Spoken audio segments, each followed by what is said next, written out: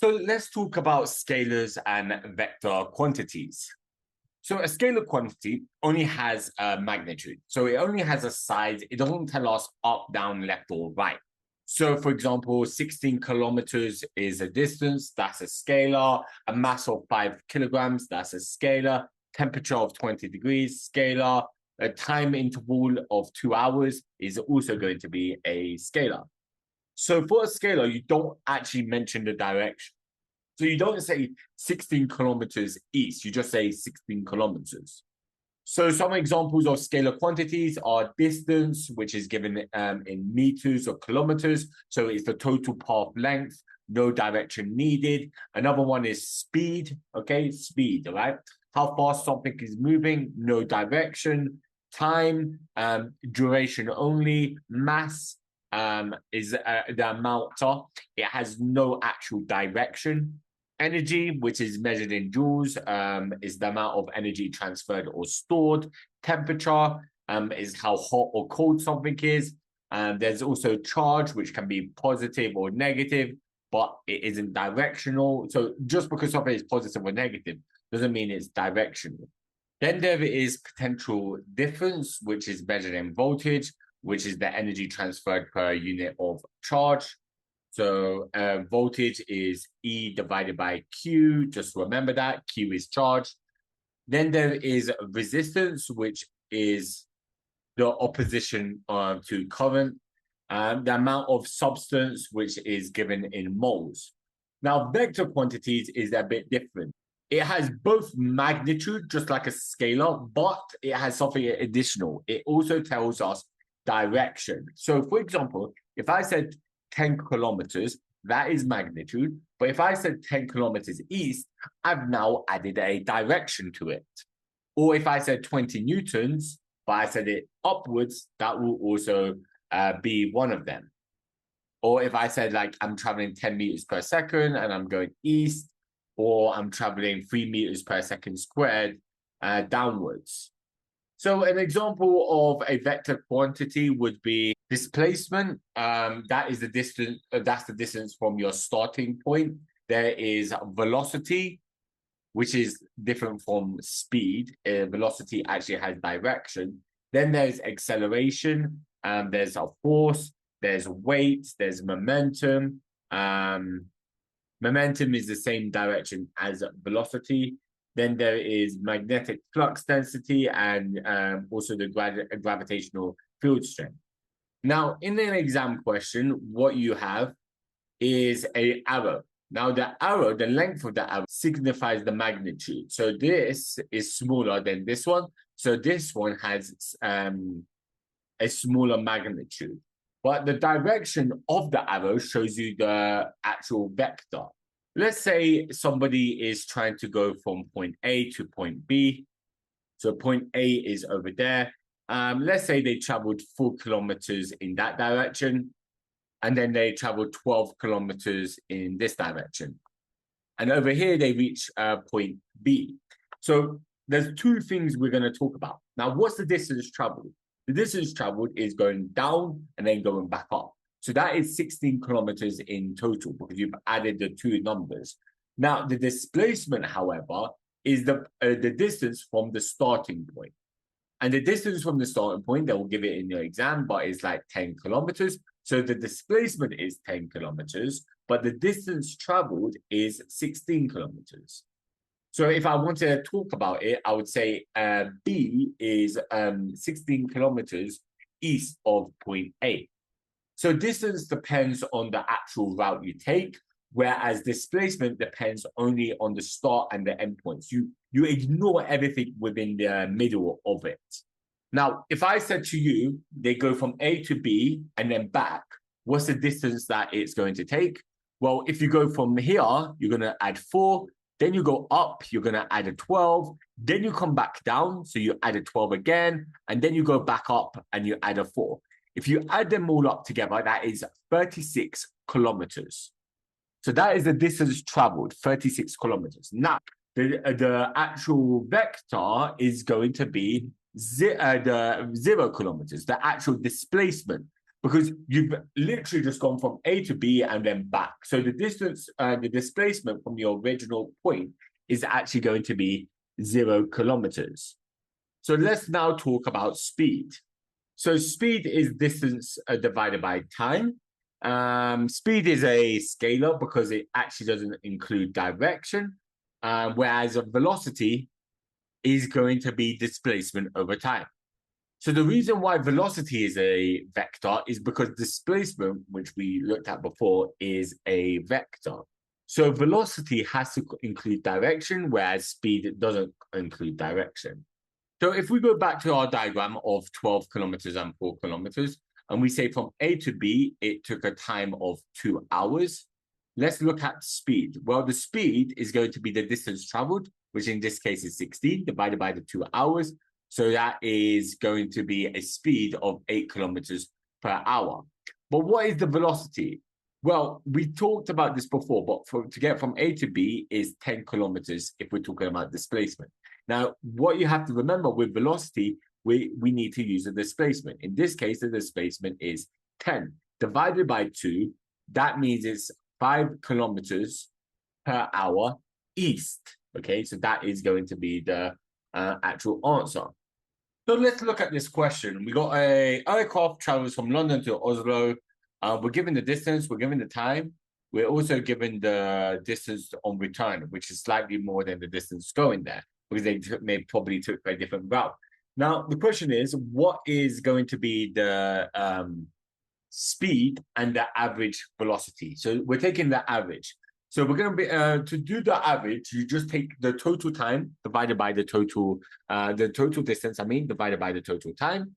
So you add up these two distances, that's going to be 2,450 divided by the total time. So 1.5 hours to go, 1.5 hours, 2 hours to come back. So that's 3.5 hours in total. And that gets me to 700 kilometers per hour. And that, ladies and gentlemen, is going to be our speed. Now, what is our velocity? Now, if you remember, velocity is going to be the displacement divided by time. So what is the average displacement? Well, it goes from London to Oslo and then it returns back. So it actually hasn't moved. Now, it takes 3.5 hours, but it's going to be 0 kilometers per hour average velocity. Now, be careful. Doesn't mean that the plane has not moved. It just means its average its displacement is 0, and its average velocity is also going to be 0. Now, to add scalars is relatively simple. You just add two numbers. So if I had one distance, let's say one distance is 16 kilometers to go somewhere and 5 kilometers come back, that means it's 21 kilometers. So no direction is involved. If I said 3 seconds, then 5 seconds, that is 8 seconds. If I said I put in 20 joules of energy, then I put 50 joules of energy, that's 70 joules of energy. And even mass, if I just do 2 kilograms and 3 kilograms, that's 5 kilograms in total. Now, vectors are different, okay? They have a direction. Now, if the vectors are in the same direction, so let's say I have 5 newtons in that direction, and then I've got 8 newtons in that direction. Sorry for the bad looking Newton sign. That is 13 newtons that direction to the right. Let's say that I have a one direction is 10 newtons and the other direction is 4 newtons. Because they're in the opposite direction, I minus them. So that is 6 newtons. But where is it going? That is going towards the right because the right has more of it. Let's do an example. So let's say we have something that is going 10 kilometers in that direction, okay? And 10 kilometers going north. So I'm just going to move this one and I'm going to do head to tail. I like to just do it like that. So 10 and 10. And then what I need to do is I need to find out the resultant. So I could use Pythagoras. Now, if you remember, Pythagoras is A, B, C, where C is opposite the right angle. So it's A squared plus B squared square rooted gives me the value of C. So the resultant is going to be 10 squared plus 10 squared. So C is the square root of, which is going to be, C is 14 kilometers, and that is going to be my answer. Now, the other part is the direction. We also need to know that.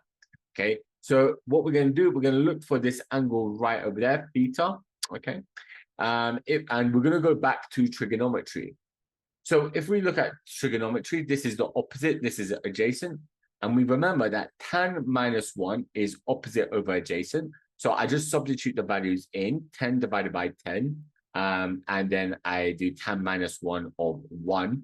If I do tan minus 1 of the number 1, I get 45 degrees. So what I'm going to say is the resultant displacement, this is 14 kilometers degrees, okay, towards east. More specifically, it's towards northeast. So it's going between north and east. So it's northeast. Now let's look at a scalar, okay? Let's say somebody is rowing their boat in that direction, and they're traveling at 4 meters per second. And let's say, so this is the river, okay? So they are in the middle of the river, and the river is going downwards like so, and it's going 3 meters per second. And maybe in the question they will say draw this as a scale diagram and determine the resultant velocity of it. So what you draw 4 squares going that way, and you draw 3 squares going that way. And we do the same thing. We do the Pythagoras over there, okay, where we're looking for the C, which is opposite the right angle. So we do C, the resultant velocity is going to be the square root of 25, because that's what these two add up to. And that gets us to 5 meters per second. And what they say is, let's say that this is a bank, okay? A bank is going all the way from down over here. And we wanted to find out the direction. And let's use the reference point is towards the bank over here. So what we're going to do, we're going to imagine it like that. We got 4 over here, and this side over there is going to be the number 3, like so. We got opposite and adjacent. So we know tan minus 1 is opposite over adjacent. So tan minus 1 of 4 over 3. And that gets us to 53 degrees. Okay. So what we can say is it travels 5 meters per second. That is the resultant velocity that we found over here at 53 degrees to the bank.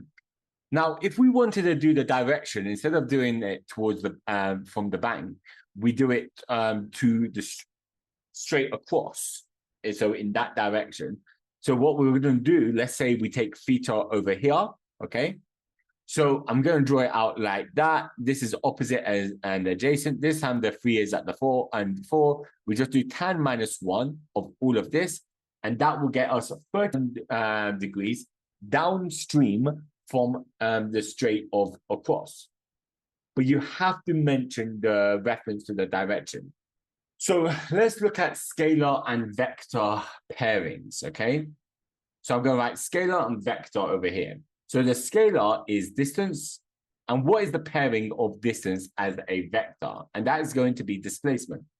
Speed is a scalar, and its pairing is velocity. One of the scalars is mass, and its vector pairing is going to be weight. Now, weight is the mass due to weight is mass and gravity. Then there is energy, okay? And what is the vector pairing of it is work done. Work is going to be force times by distance. And then there is time, and time has no equivalent as a vector. Let's try and do this question. So what is the total distance traveled? So the total distance, well, it goes 300 meters in the east and 400, then 400 up there. So in total traveled 700 meters. And then we're going to fill this out. So 300 and 400. But what is the displacement? So this is the starting point. This is the final point up there. I'll write S and I'll write F. Now, the resultant is this one over here, where we have to use Pythagoras. So I'm going to call this R as the resultant distance. And we just do 300 squared plus 400 squared square rooted. And R ends up being 500 meters. And then what we're going to do is we're going to figure out the direction. which is given as this angle. So opposite over here, adjacent, where tan -1, we have to do opposite over adjacent. So we're going to just do opposite, which is 400 over 300. And then we got 53.1 degrees, and this goes northeast up there. So let's look at this question. A car travels 60 kilometers due north, then 60 kilometers due south, and they give us also the time. So then they say work out the average speed. Average speed is the total distance divided by the total time. So the total distance is 60 plus 60 divided by the total time, which is 2, and that gets me to 60 kilometers per hour. Cool. Then they say the velocity. So the velocity is going to be a bit interesting. It goes north and then it goes south. So it actually goes up, back down. So it doesn't go. So it goes up and down. It comes back to the start. So the velocity, the displacement is 0. Divided by 2 is just going to be 0. One thing I want to go through also is in the textbook, it kind of misses out on this point. But when we're looking at vector subtraction, you have to reverse the direction to and add it. So basically, velocity, the change in velocity, so I'll write delta V, is going to be V minus U, where V is the final velocity, U is the initial. So let's take a scenario. So let's say we throw a ball and the ball goes at 5 meters per second, and then it bounces back at 4 meters per second. Now, what we will say is that the 5 is positive and the 4 is in the opposite direction, is negative. Now, keep in mind, so what is the final velocity? Well, the final velocity is -4. What is the minus the initial velocity? What is the initial? 5. So the change is -9. What a lot of students will look at the 5 and the 4, and they'll think that the change is 1 meter per second, when in reality, it's 9 meters per second to the actual left. So it's in the opposite direction. That is a point to consider. Another point you have to remember is if a object is stationary or is moving at constant velocity, you have to say that the resultant force is acting on it is exactly going to be 0. Hopefully you found this video entertaining and you learned a bit about scalars and vectors.